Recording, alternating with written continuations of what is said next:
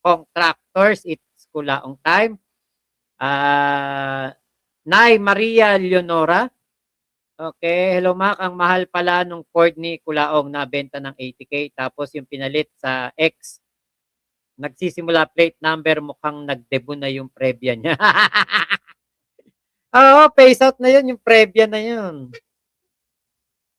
Kasabayan yun ng ano eh, Starex.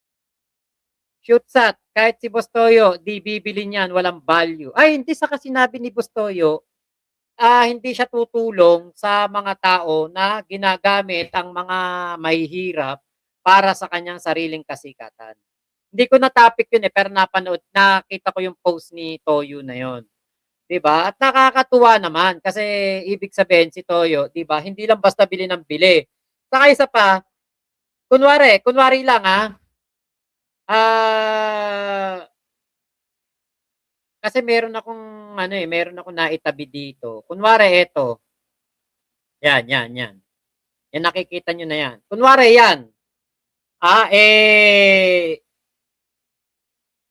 may makakuha, may makakita niyan, yang damit na yan. Tapos ay ibebenta kay Boss Toyo. Tingin nyo ba bibili ni Boss Toyo yan? Hindi. Bakit? Isang pangit na yan, pangit na uniforme yan. Preso yan. Diba? Ano yan ang preso eh. Buti sana kung nagsuot niyan, mga bayani. Hindi naman. Si Kulaong, sinuot yan bilang isang kriminal. Sinuot yan bilang isang kriminal, hindi bilang isang mabuting tao na napagbintangan lang o nakagawa lang ng petty crime. Hindi. Kutya, napakalaki ng kasalanan ginawa niyan sa mga tao, sa mga Pilipino. Kaya hindi yan. Ako, hindi po magandang yung parang ibebenta kay Toyo yan. Na parang ang dating magiging yan, ano tawag doon, price possession. Hindi. Mga bayani,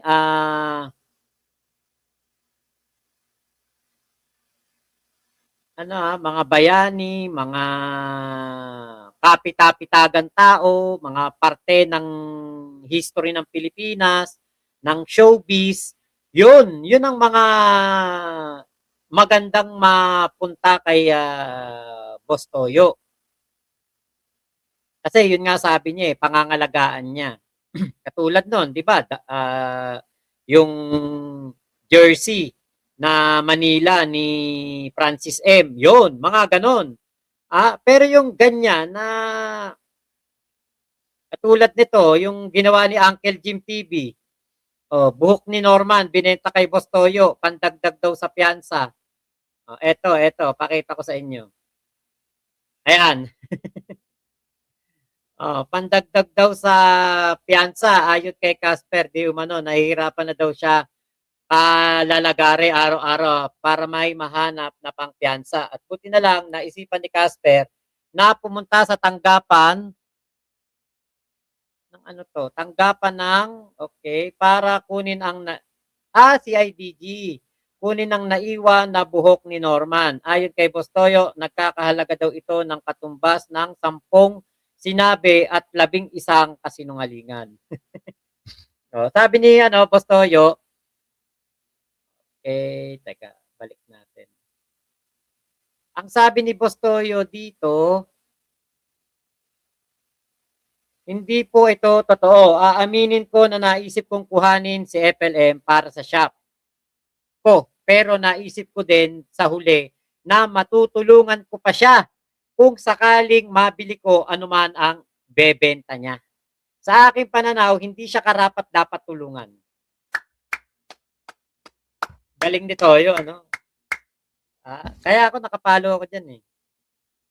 Ito talaga naman, galing din to sa rags to riches talaga to. Mas maraming nangangailangan ng tulong at alam namin na lahat nagalit ako sa mga taong ginagamit ang mga mahihirap para sa sariling kapakanan. Si Toyo to, mamin. Di ba? Galing ano?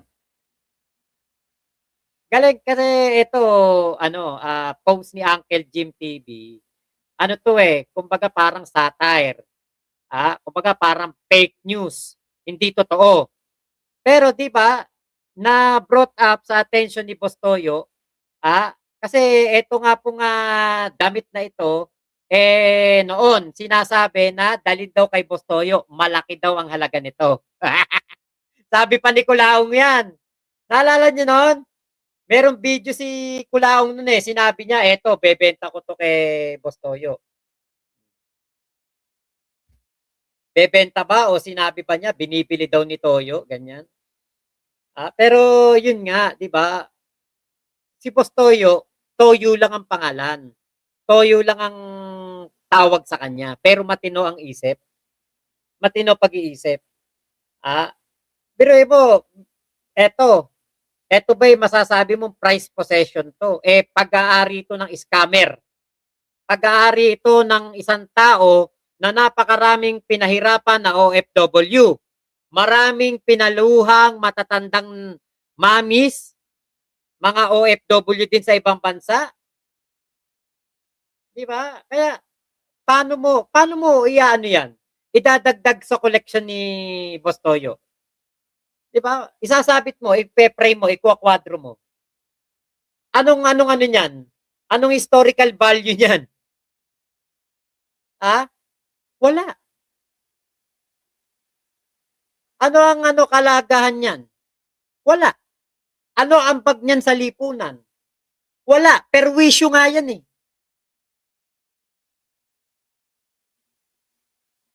'di ba? Kaya yung mga dadalhin kay ano, kay, Boss Toyo talaga. Kasi ako fan ako ng Pawn Stars. Kada kumakain ako, nanonood ako ng Pawn Stars. Si Chamli, si Rick Harrison, si Big Hoss, ah, talagang 'yan po lagi kong pinapanood 'yan. Makikita sa ano ko, sa yung mga nakakakilala sa'kin, talagang 'yan lagi ang pinapanood ko kada kumakain. Parang ano ko 'yan, Itbulaga ko 'yan. Yang Pawn Stars na 'yan. Kahit replay, pinapanood ko kasi gustong-gusto ko yung ano, eh, yung tungkol sa mga history ba. Mga World War II relics, mga antiques, mga coins 'yan, mga, antique firearms, antique cannons, 'yan yung mga gustong-gusto kong pinapanood. Ngayon, siyempre nakita ko si Boss Toyo nung nagsisimula pa lang yung kanyang, Pinoy Pawn Stars, nanonood talaga ako. Meron pa ako isang pinapanood diyan, yung Dekada TV. Makikita niyo diyan yung mga laruan natin noong araw, nung mga bata pa tayo. Yung mga text, alam niyo yung text na pinipitik na gano'n, yung mga POG, yung tandang karate na ano, mga robot, mga laruan ng Jollibee na mga dati pang, laruan, yung ABCD, pero transformer siya, nata-transform siya na ng ano, ng, sa Jollibee yun, eh, o kaya mga laruan sa Ovaltine. Meron akong paborito diyan, eh, yung laruan sa Ovaltine, yung, dump truck. Gustong-gusto ko yun, eh. Kaya lang kasi ako dati 'pag naglaro sira yung mga laruan ko, eh. Ah, Tapos, kay Crazy Kyle, 'yan. Nanonood din ako diyan kasi matututo ka talaga. Mga Halilibir. Ang Halilibir sa Santa Maria, Bulacan po 'yan. Taga Santa Maria, Bulacan po may-ari niyan, yang Halili Beer na yan. And eventually, naging San Miguel Beer. Nung hindi na nakaya ng Halili Beer yung production, eh, binenta na nila sa San Miguel Beer. Ayun. Pero hanggang ngayon, mayaman pa rin yun, yung Halray. Naku, napakayaman pa rin nun, nung pamilya na yun. Pinakamayaman yan. Sabi nga noon eh, pinakamayaman yan sa buong Bulacan eh, yung Halray. Alam ni Ate May Alcantara yan sa Bagbagin. Yan ang mga mayayaman diyan sa Santa Maria, eh. Tapos, yung ano, yung Halili na yan, yung bote niya napakamahal. Nakapagbenta ako niyan, yang Halili na basag yung nguso. Basag yung nguso ha, nabenta pa ng 2.5. Nakapagbenta ako niyan nung case niyan. Inanay na. Nabenta pa ng 3,000. Tapos yung mga bote-bote ng Halilibir, mabebenta mo, may tig 8K, may 7K. Tapos malaman-laman ko, putya, nabibili pala ng 50 mil yung mga bote niyan. Oh, batang Ovaltine kami lagi, may laruan. Oh, di ba?